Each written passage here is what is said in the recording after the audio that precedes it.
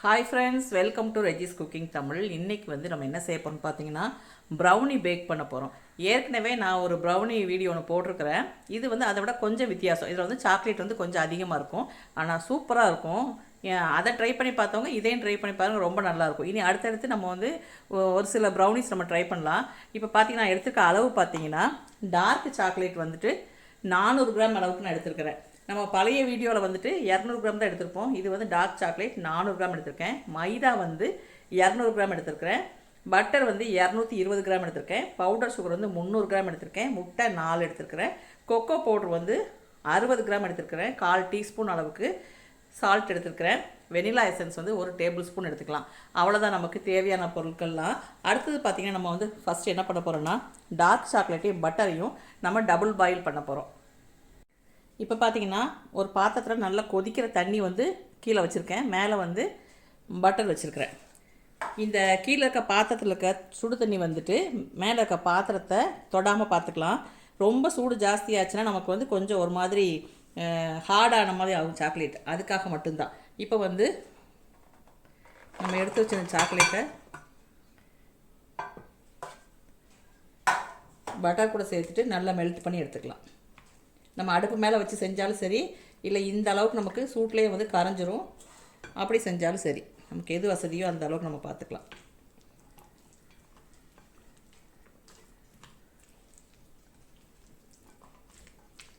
இப்போ நல்லா மெல்ட் ஆனதுக்கப்புறமா நம்ம பார்க்கலாம். இப்போ பாருங்கள், நல்லா மெல்ட் ஆகிடுச்சு. ஒரு சின்ன சின்ன கட்டிகள் இருந்துச்சுனாலும் சாக்லேட்டோட சின்ன துண்டுகள் இருந்தாலும் நல்லா கரைச்சி விட்டுறலாம். அவ்வளோதான். இங்கே பாருங்கள், இந்த அளவுக்கு நம்ம வந்து கரைச்சி எடுத்துக்கலாம். இப்போ இது தூக்கி ஓரமாக வச்சுட்டு அடுத்த வேலையை பார்க்கலாம். அடுத்தது பார்த்திங்கன்னா நம்ம எடுத்து வச்சுருந்த மைதாவை வந்து நல்லா சலித்து எடுத்துக்கலாம். இது கூடவே கோகோ பவுடர், கொஞ்சமாக சால்ட், ஒரு 1/4 டீஸ்பூன் அளவுக்கு சால்ட்டு,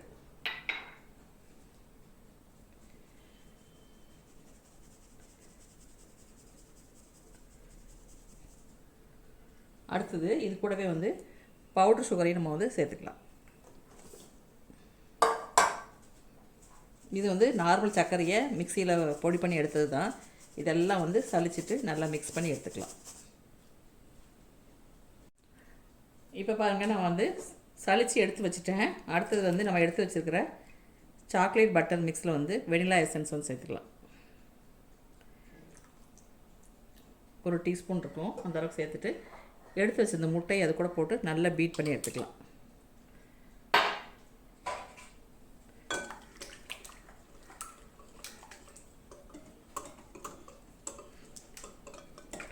நம்ம வந்து எக் பீட்ரு வச்சு கூட நம்ம பீட் பண்ணலாம். எப்போவுமே நான் இப்படி தான் பண்ணுறது. இந்த மாதிரி கையிலே பண்ணி விட்டோன்னா நமக்கு ரொம்பவே நல்லா வரும். ரொம்ப நம்ம பீட் பண்ணிட்டோம் முட்டையை அப்படின்னா கேக் மாதிரி ரைஸ் ஆகிருமோன்ட்டு நான் பண்ணுறதில்ல. எப்போவுமே வந்து கையிலே தான் நான் பீட் பண்ணுறேன். நல்லா பண்ணி விட்டுறலாம். முட்டை வந்து நமக்கு நார்மல் டெம்பரேச்சரில் இருக்கணும். ஃப்ரிட்ஜில் இருந்தாலும் வெளியில் ஒரு 4 மணி நேரத்துக்கு முன்னாடி நம்ம வந்து வெளியே எடுத்து வச்சிடணும். அப்போ தான் நமக்கு வந்து நல்லா வரும். அதே மாதிரி நம்ம பேக் பண்ணுற எந்த பாத்திரத்துலையுமே ஈரம் இருக்கக்கூடாது. தண்ணி ஒரு சொட்டு கூட இல்லாமல் நல்லா தொடச்சி எடுத்து வச்சுக்கலாம். அப்போ நமக்கு வந்து பர்ஃபெக்டாக வரும் ப்ரௌனி. கேக்காக இருந்தாலும் அதே மாதிரி தான். நமக்கு ஈரமில்லாத பாத்திரத்தை தான் நம்ம வந்து எல்லாம் எடுக்கணும். இப்போ வந்து முட்டையை நல்லா நம்ம மிக்ஸ் பண்ணி விட்டாச்சு. அடுத்து வந்து நம்ம எடுத்து வச்சுருந்த மாவு மிக்ஸை சேர்த்துக்கலாம். நம்ம வந்து பவுடர் சுகர் எடுத்துருக்குறோம். ஒருவேளை நம்ம வந்து நார்மல் சர்க்கரை எடுத்தோம் அப்படின்னா நல்லா கரையிற வரைக்கும் முட்டை கூட சேர்த்து நல்லா பீட் பண்ணிவிட்டு அப்புறமா நம்ம மைதா சேர்த்துக்கலாம். நான் இன்றைக்கி வந்து மைதா கூடயே நான் வந்து சேர்த்துட்டேன். ஏன்னா நான் மிக்சியில் அடித்து வச்சுருந்தேன் பவுடர் சுகர். இப்போ இதை நல்லா மிக்ஸ் பண்ணிவிட்டு அப்புறம் பார்க்கலாம். பாருங்கள், நம்ம நல்லா மிக்ஸ் பண்ணியாச்சு. கொஞ்சம் டைட்டாயிரும். மைதா மிக்ஸ் பண்ணதுக்கப்புறம் கொஞ்சம் டைட்டாகும். ஒன்றும் பயப்பட வேண்டாம், கரெக்டாக வரும் நமக்கு. இந்த அளவுக்கு நல்லா மிக்ஸ் பண்ணி விட்டுட்டு ட்ரேயில் தூக்கி ஊற்றிக்கலாம்.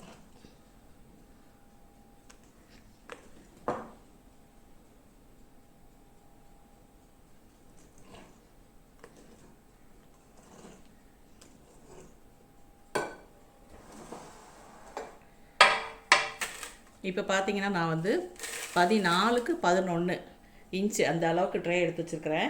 நிறைய பேர் வந்து ட்ரேயோட அளவு கேட்குறீங்க. நான் எப்போவுமே என்கிட்ட இருக்க எல்லா ட்ரேயும் இதே சைஸ் தான், 1 2 தான் சின்னதாக வச்சுருக்கிறேன். இந்த மாதிரி இது மாதிரி வந்து 1 2 தான் என்கிட்ட இருக்குது.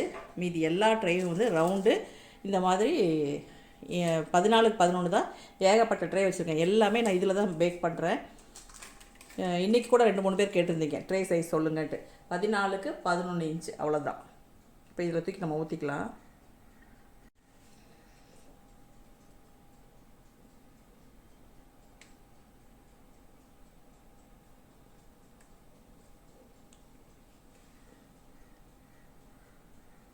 பாருங்கள், ட்ரேயில் வந்து நான் ஊற்றிட்டு நல்லா டேப் பண்ணிக்கலாம். பண்ணிவிட்டு எல்லா பக்கமும் ஈவனாக நமக்கு ஸ்ப்ரெட் ஆகிற மாதிரி ஒரு ஸ்குவேர் வச்சு இந்த மாதிரி பண்ணி விட்டுடலாம். இல்லை அப்படின்னா நமக்கு நடுவில் வந்து உயரமாக இருக்கும். அந்த உயரமாக வர்றது தடுக்கிறதுக்காக நம்ம இந்த மாதிரி பண்ணி விட்டுட்டோம் அப்படின்னா அவ்வளோதான். இப்போ வந்து நம்ம அவனை வந்து ப்ரீ ஹீட் பண்ணி வச்சுருக்கிறேன். ஓடிஜியை ப்ரீ ஹீட் பண்ணி வச்சுருக்கிறேன்.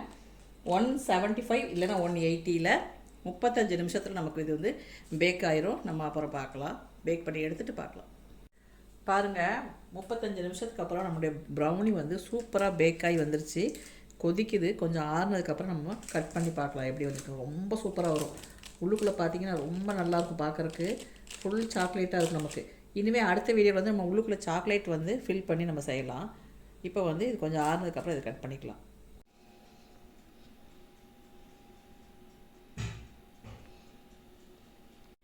இப்போ பாருங்கள், ட்ரேலேருந்து நான் வந்து எடுத்துட்டேன்.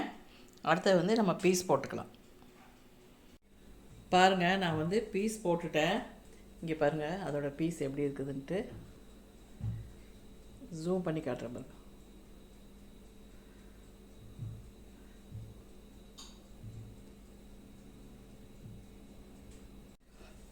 இப்போ வந்து இந்த ப்ரௌனிக்கும் நான் முதல்ல செஞ்ச ப்ரௌனிக்கும் என்ன வித்தியாசம்னு பார்த்தீங்கன்னா, இதில் நிறைய சாக்லேட் இருக்குது.